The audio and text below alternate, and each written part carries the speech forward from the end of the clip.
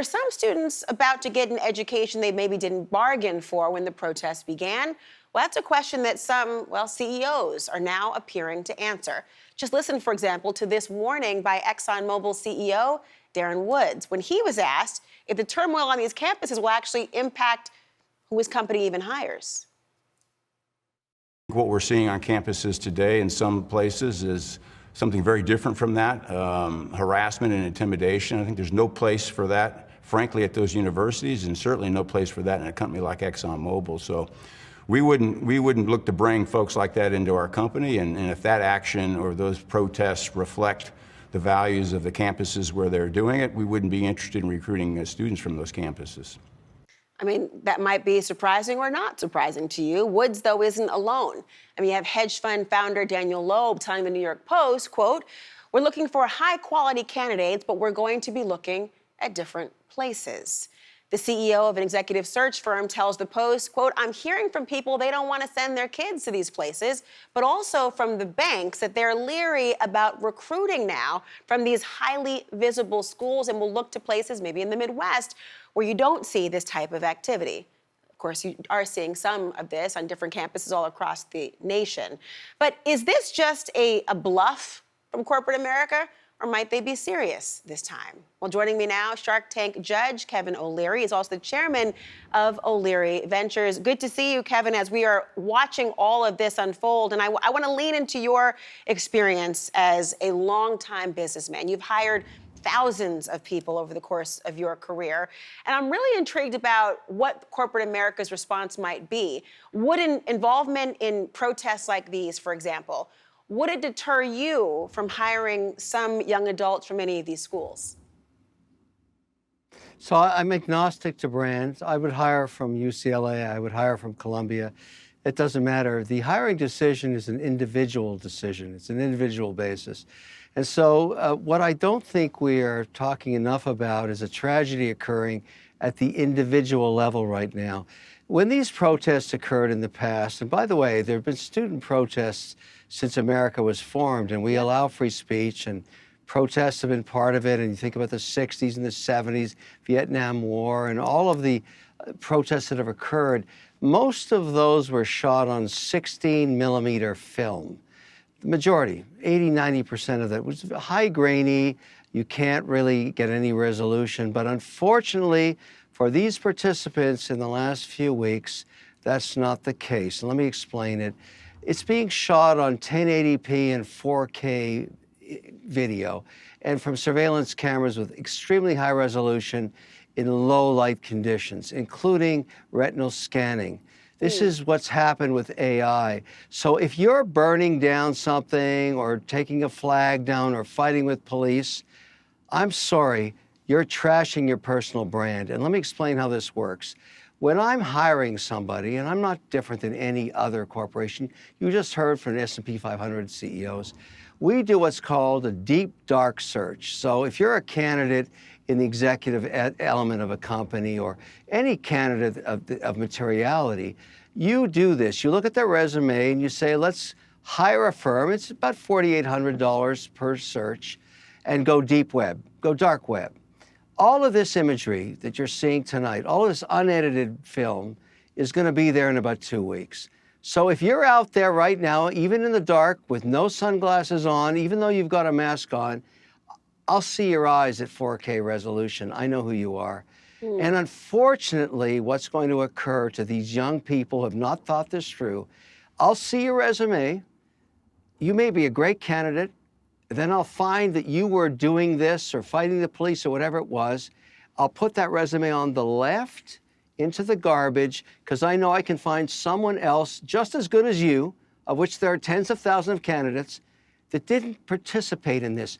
You are trashing your future. And look, I'm not against you protesting, but you must understand in today's economy with AI technology, you just killed your career. I feel sad for them. I really do. I want to ask you, I mean, first of all, and it's daunting and really foreboding the way you describe just how accessible the information really could be, and that people's anonymity, when they intend it to be anonymous, is compromised. But there are those who would probably have two reactions. One is, maybe take your job and shove it. The priority is what I believe in terms of what I stand for. That might be one response.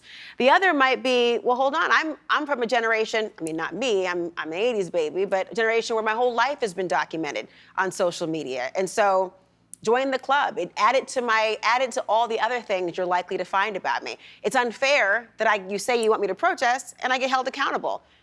Can either be reconciled?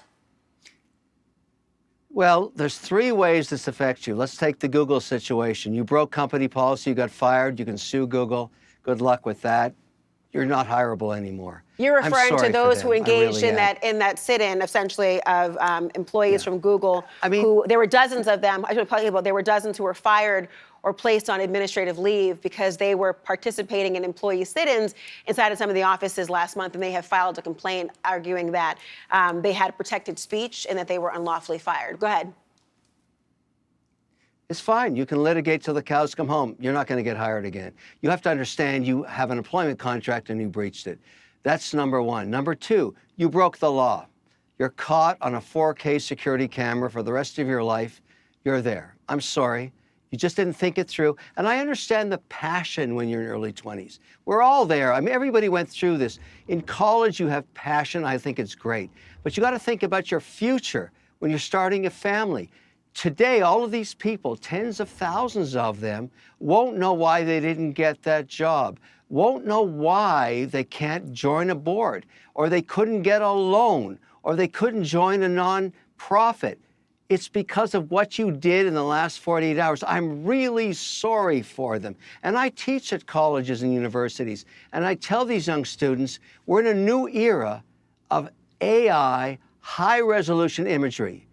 It is fair? what it is. I mean, I wonder what your opinion of it is. I mean, I know you've expressed the feeling sorry for them, but might that translate to, okay, and I'm not talking about people who have committed heinous acts and in the course of things, but there has been even a push for people who are returning citizens who have had felonies, and there was a push under the Obama administration not to have to check a box every time you were trying to return to society, having been promised an opportunity once rehabilitation occurs and all those different deterrence and punishment, that something will consistently hang over your head for the rest of your life.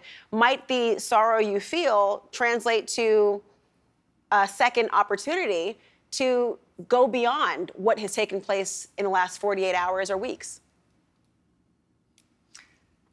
I wish I could kumbaya with you on this. I really do. No But s'mores and roasted unfortunately- marshmallows for you and I, obviously. No, I'm sorry. I'm sorry. Life is hard, then you die. So you really have to think about the decisions you make. And I urge young people today to understand the world they live in. There are hundreds of thousands of people competing for great jobs.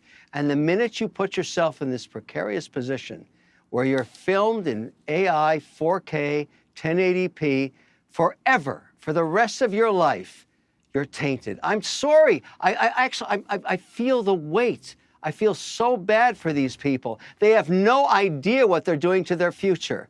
They are tainting their personal brands forever. But let me tell you what your colleague. And I'm not against their passion.